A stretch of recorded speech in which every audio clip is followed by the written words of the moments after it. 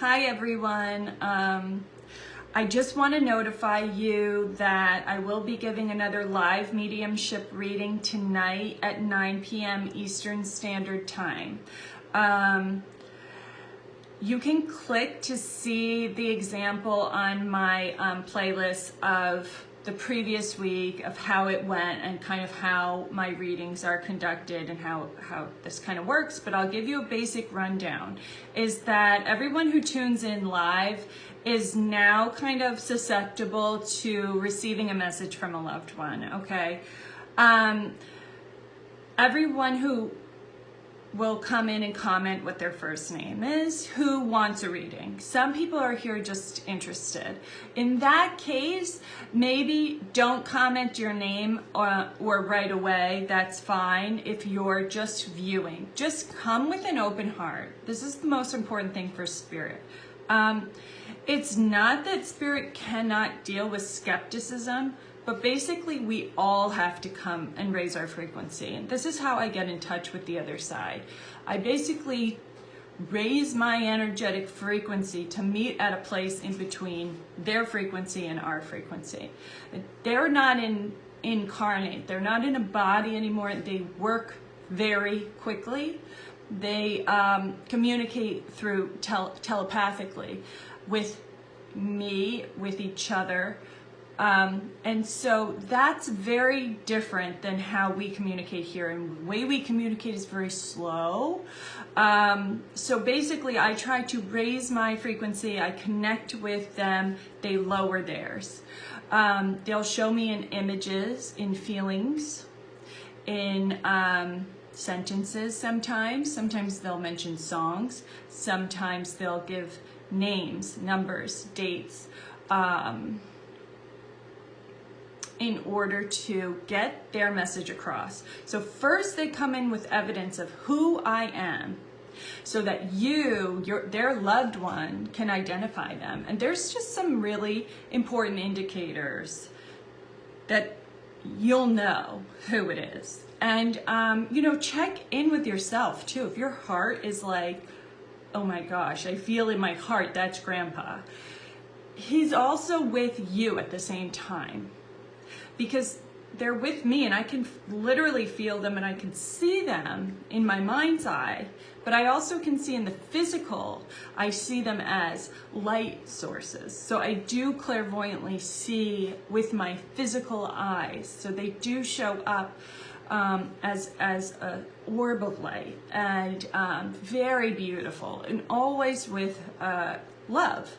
So these are, they may be communicating with you directly at the same time to say like, yes, that's me, that's Grandpa, okay? So just check in with yourself. You may feel it in your heart or in your gut. Basically, this is how the reading goes. If I think I'm with you and I say, Karen, I think I have your grandfather here and he had lung cancer and this and that, and you say no, and I say, okay, well, I definitely have this man here, but he may not be with you, Karen. Does this make sense for anyone else in the group? And then 2 or 3 more people may comment that would make sense for their grandpa. And then I kind of narrow it down because I may have 2 or 3 grandpas with me who all knew that they died the same way or that they might have the same personality, and they all brought us here together. So nothing is a coincidence. So from then on, we can work together to determine which grandpa and things like that. So it's kind of, it's a beautiful message every time because of the way Spirit works, because they find similarities and they come through together. They literally put this video so you don't miss it. So you might be watching this video saying, why am I even watching this video? I don't go to mediums. I don't go to psychics. I've never seen this YouTube channel before in my life. How did this even end up on my news feed or whatever it is? That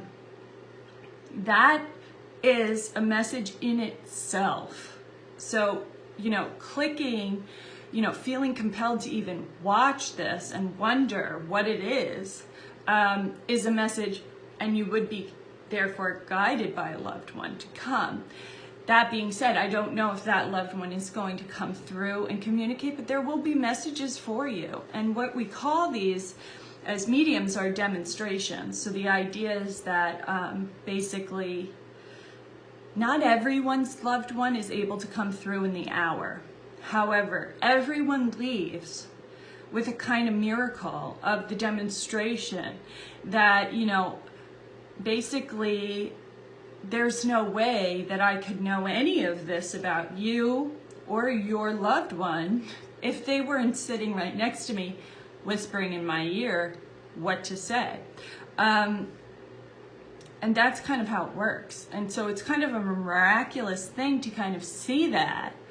And then hopefully that leaves anyone who's witnessing, you know, wondering, having a new level of spirituality. And that's kind of why I do it, why I've been compelled to do it. I feel that not only is it important to get personal messages from loved ones, but the grander questions of, is there life after death? And the answer is yes. And the answer is truly that there's no real death. There's death of the body.